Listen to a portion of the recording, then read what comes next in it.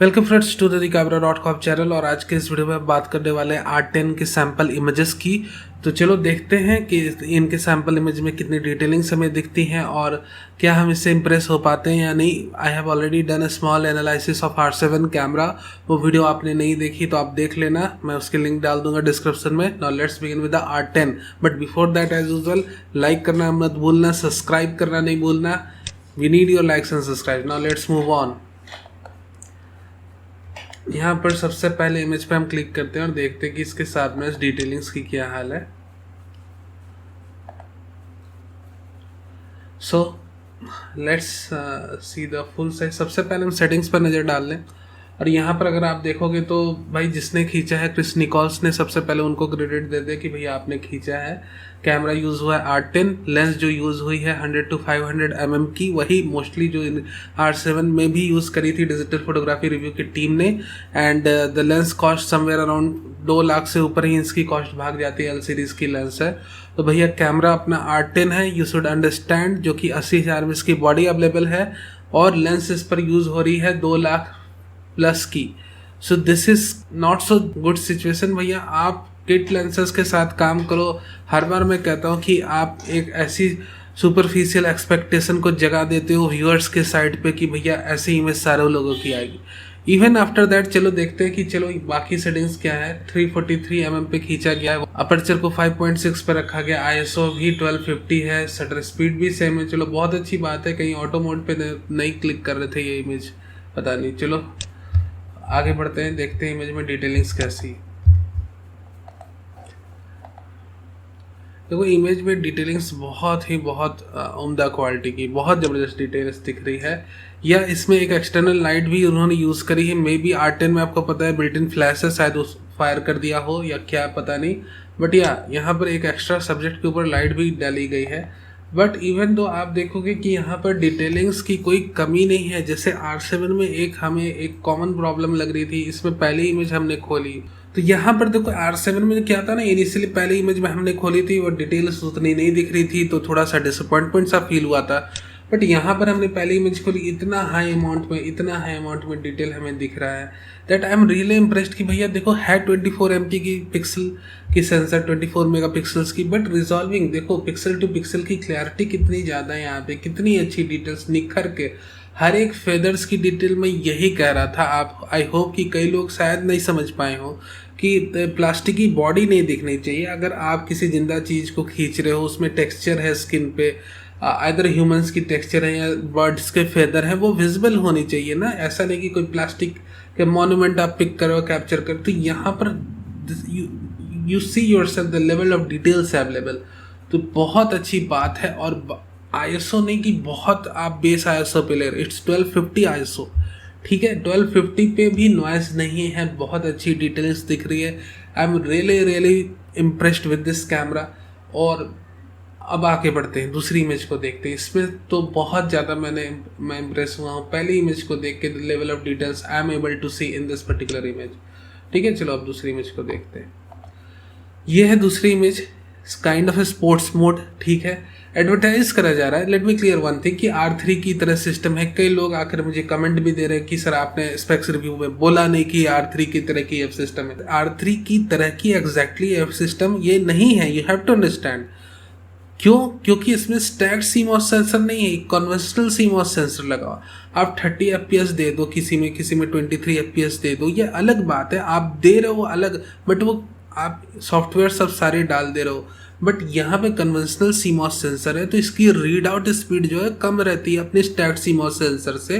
तो एक तो यहाँ पे जो AF जो चेंज होती है हर एक फ्रेम में वो थोड़ी स्लो होगी, यू हैव टू अंडरस्टैंड।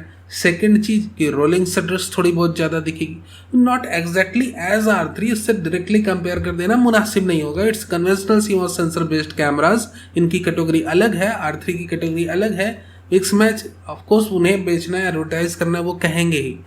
और AF सिस्टम भी बहुत उम्दा है। आई एम नॉट सेइंग कि भैया सोनी से इन्फीरियर है, इससे इन्फीरियर है। अब तो ये सोनी को भी क्रॉस कर रहे हैं अपनी AF सिस्टम को लेकर, बट R3 एक अलग ही लेवल पे बैठा हुआ है, उससे कंपेयर नहीं कर सकते, ठीक है। सो लेट्स सी, इस इमेज की हमने सेटिंग नहीं देखी भैया, सेटिंग देख लेते हैं। 18 to 50 F4L फिसाई USM EF है, मतलब एडेप्टर के साथ इसमें यूज करी गई एक एल सीरीज के नीचे तो यूज करना ही नहीं है।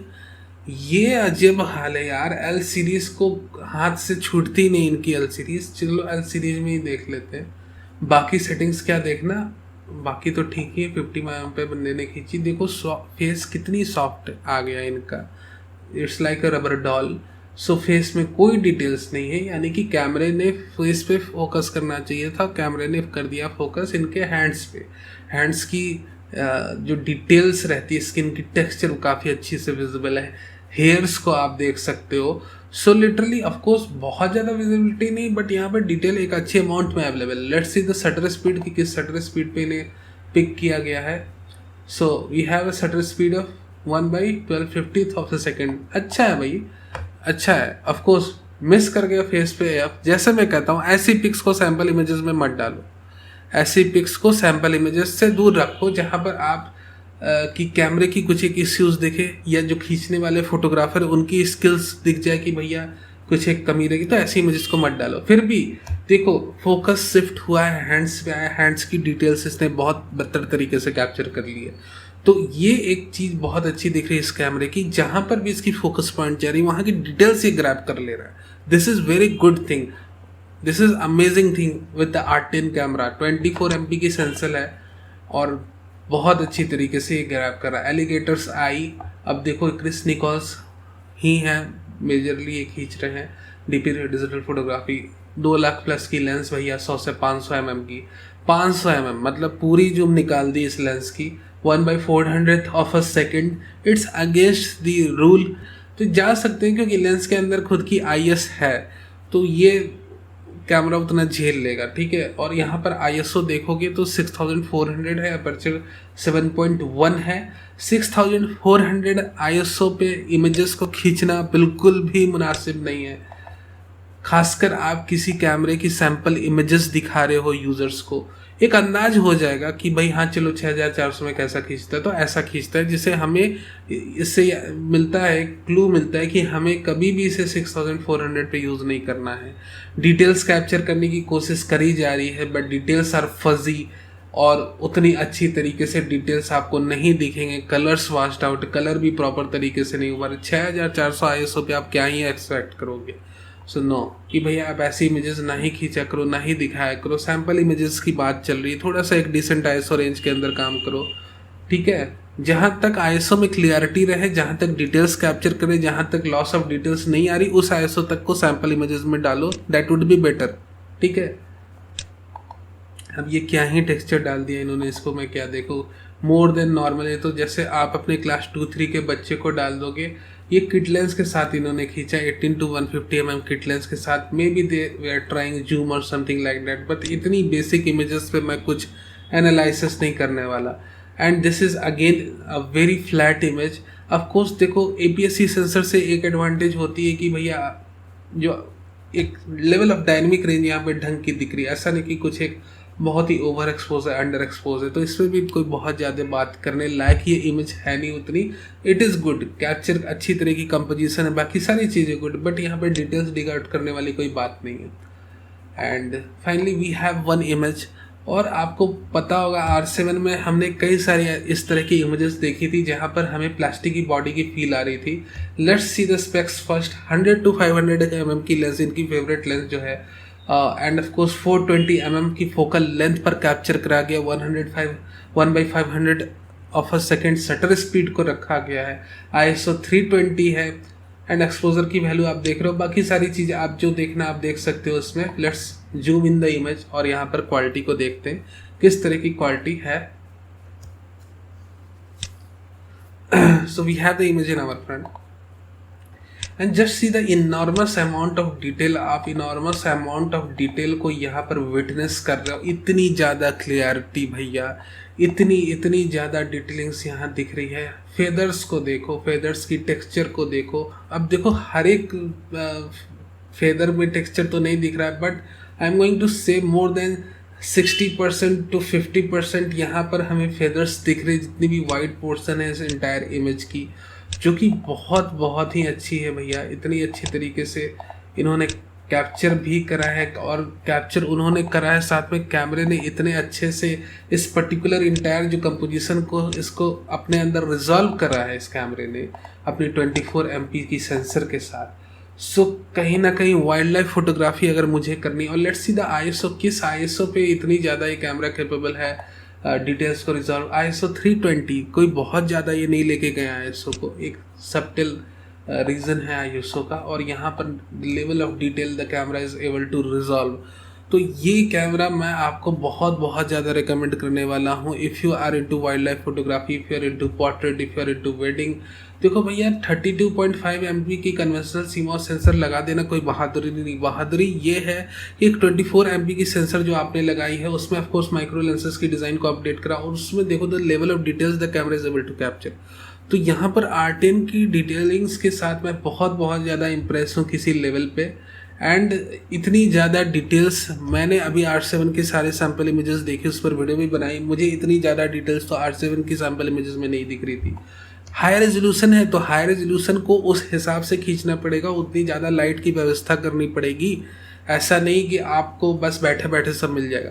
बट ये एक ऐसा स्पॉट ऑन कैमरा है कि जो भी अवेलेबल लाइट है उस पर कैप्चर करने की कोशिश करी गई, उसमें बहुत ज़्यादा डिटेल्स आ गई, and that's really impressive what I want to convey to you.